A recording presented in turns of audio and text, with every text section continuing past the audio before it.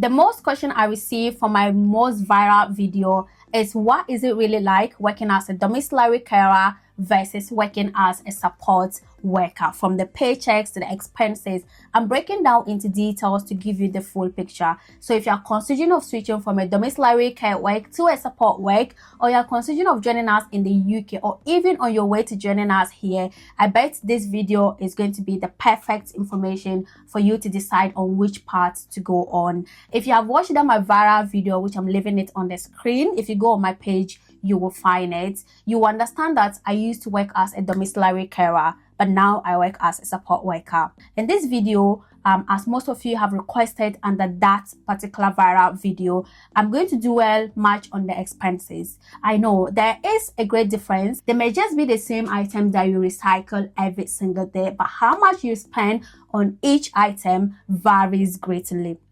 Okay, so it is important that you know this pretty much. So that is just what I'm going to talk about. If this video interests you, please stay with me to the very end of the video. My name is Fatima Ali. If you are watching me for the first time, or you are meeting me for the first time, please consider subscribing. Click the notification bell so you get notified anytime I post a video, and do not forget to like and share. Please also leave your thoughts in the comment section. Those of you that have watched my viral video, I'm going to reiterate the expenses that I used to spend, or I used to incur working as a domiciliary carer, just so you can see the differences. And those of you that haven't seen that video, it's just going to be a perfect thing for you. When I used to work as a domiciliary carer, how much expenses was I incurring in a month? That is what we are starting with. Expenses are just inevitable. And the first expense I'm going to talk about is rent. I'll give you an overview of how my accommodation was. My room was pretty much big, okay, and my house was an all bills inclusive house. So if you could manage the electricity, you will pay just £365 a month, because each room was limited to an amount of electricity for the month. Each room had its own meter, so he was able to tell how much electricity you use, even though he regulated the electricity in the house. But I had my own meter, so he could tell if I used more electricity or not. Our washing wasn't included in the rent, so we used to pay to wash. We had a washing machine, but we didn't have tumble dryer and all that, so we're leveraging on our radiators, heating in our room, dry our clothes in the room and all that to kind of like to dry them up. But then the washing machine wasn't also pretty good, so I was also relying on my friend to wash my stuff. I used to share a bathroom, share the toilet, share the kitchen, and what have you. So this was the state of my room, this was the state of my accommodation, and it was also the cheapest accommodation ever. And just like I've spoken about the electricity, I used to pay like £80 every month. Transportation, especially working in the care sector, transportation is just inevitable. I own my own car, I pay for my car insurance, and then I used to pay for the insurance at £124 every single month. It was such a big price for me because it was really heavy on my budget and all that. But yeah, that was how much I was paying every single month, £124. I also paid for fuel every month for £200. This might come as a very huge sum of money, especially to those that are not in the domiciliary care sector. So I used to buy fuel at about £50 every single week. If you have not watched my viral video, please do well to go and watch that video, because I explain the nitty-gritty of working in that domiciliary care sector, and I shared my own pay slips, my timesheet, how the rotas looks like and all that. Like, that video is very transparent and it is really informational. That's why it went viral. So I'll implore you, if you're really interested, to go and watch. In that domiciliary care sector, your company might send you to houses that are very much apart from each other, especially if you drive. And for you to get like 2 hours just a day, you might be visiting like 4 houses to get that. And these are not houses that are closer to each other. That's why I said you can find houses that are closer to each other, maybe those that do not drive. But if you drive, that company will not hesitate to send you to houses that are really apart from each other. So just imagine having to get like 8 hours or 7 hours or 9 hours a day. Imagine how many hours, how many houses you will visit to accumulate such hours. So it was such fuel draining kind of like activity. Parking is also something that you have to consider. I used to pay for parking £50 every week, and this was the cheapest parking from my research and everything. That was the cheapest parking I could ever get. And of course, road tax is something that you cannot avoid. It's paid yearly, but fortunately my car was taxed at £0. So every year I renew my road tax by paying £0. Grocery, as at then, I used to spend like £200 on grocery. Grocery is something that is really underestimated. Grocery didn't look like a thing or an item that takes much money, but it was really taking much money. Especially we migrants here, we rely partially on African shops, international shops, and all that.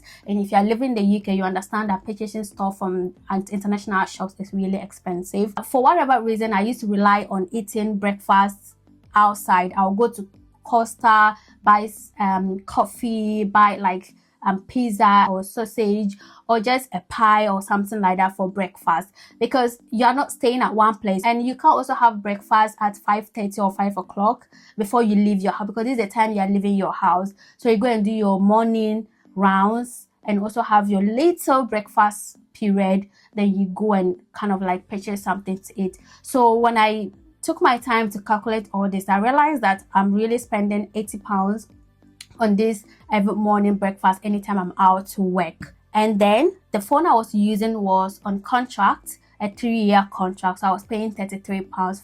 Funny enough, I'm still paying for that phone, okay?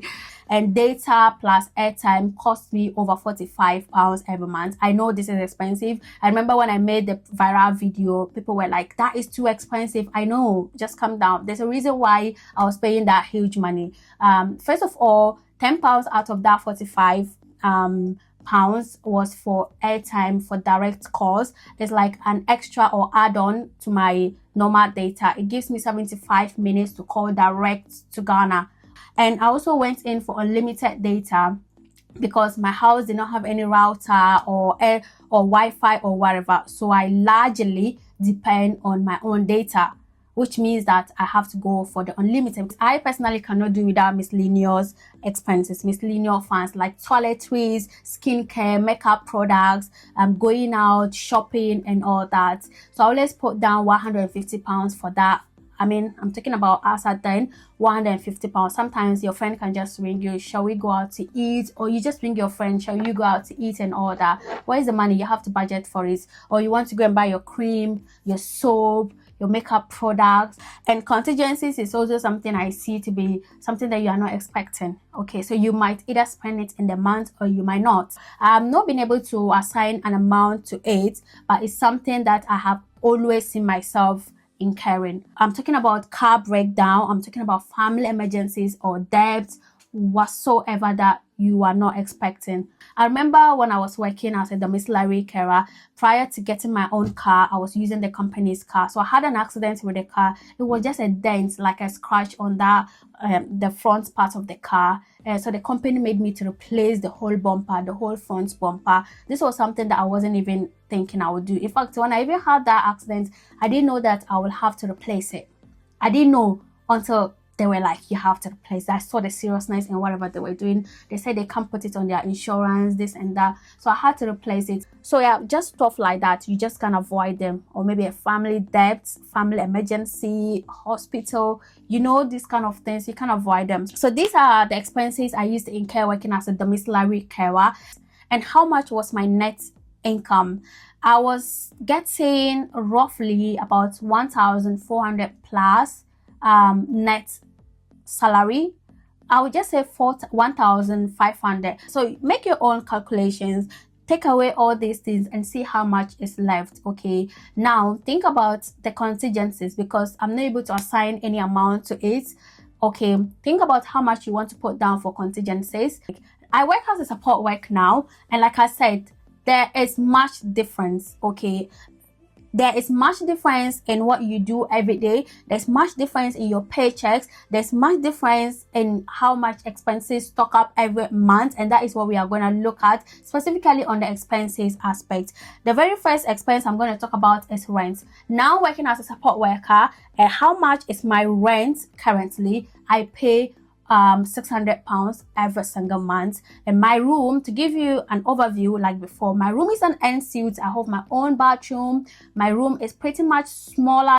I don't share bathroom, I don't share toilet, but I share kitchen and all that. I pay for washing as well. We have a tumble dryer. I pay for my dryer as well. We have a parking space, so that's the state of my house, and I pay £600, and the heating is pretty much okay. I pay for laundry. I don't rely on other people to do laundry and all that. I'll say I pay like £12 every month to do laundry. My car insurance now, you can't believe it, cost me £75 to £64. Just recently I got it changed to £64, and that is because I have taken down some of the items in the insurance, like some covers. I've taken down some covers because I don't see the need. Okay, before I was paying like £75 when I renewed it, and now when I got it renewed again, I go and offer for £64, which is very perfect. I love it. Now I pay for fuel £40 every month. You can't believe it. £40 every month, from £200 to £40 every month, now working as a support worker. All I do is to drive and go to work and come back, because the nature of support work is just like the typical work environment that we know. Drive to your workplace, render all your service, and drive home. There's a massive difference in it. Now, my road tax is still zero. I don't pay for road tax.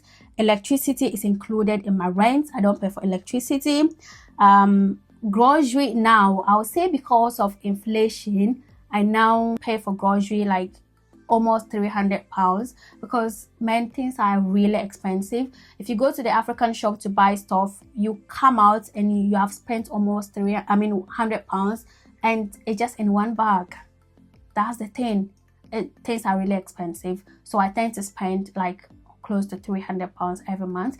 I don't do that breakfast eat out like I used to do when I was working in domiciliary. Now I can send breakfast to work. I can make a cup of tea that I don't have to pay. I can always heat my food and eat at work. This my current phone is still on that contract, so I still pay for the phone £33 until next year that I'll finish paying it. And my airtime and data has now moved to £47.6, and I'm still on that extra add-on, the 75 minutes to call international, to use for international calls.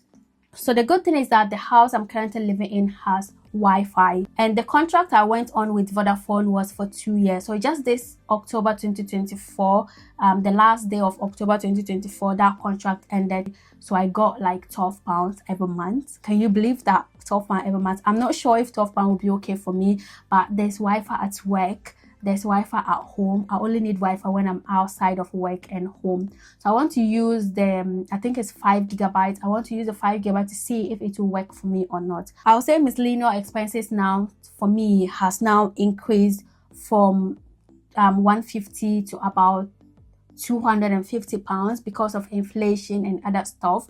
I did not just calculate it off head based on how much I spent. So I think still the same thing: toiletries, skincare, makeup, shopping, and all that. Because going out, just recently we went out for a birthday dinner, and it cost each person like £21 to eat. You know, and even if you are sitting in your house and you just want to order something from Uber Eats or just eat, you end up spending like £20+. You know, so things are expensive, not because I've changed work, but because of inflation, you know. And I'll still talk about the contingencies.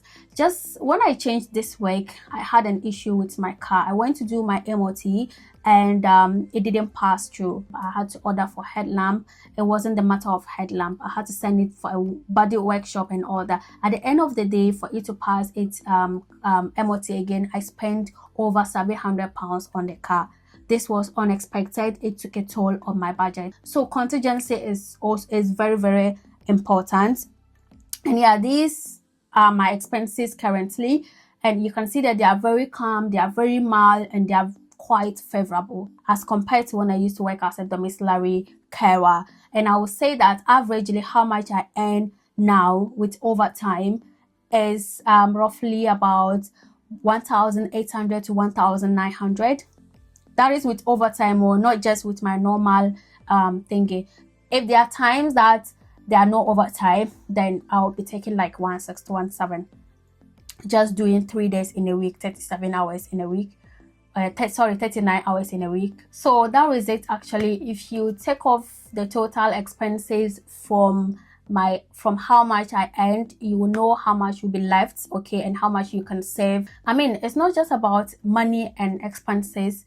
There are other important stuff that comes to play, like how exhausting is the work, how the work environment is. So if you do want to know how it looks like working, the day-to-day activity working as a support worker, please do comment below, and I'm more than happy to make a video on that. If you also want to know how it looks like working as a domiciliary carer, I've already made a video on it, and that video is currently the #1 on my channel.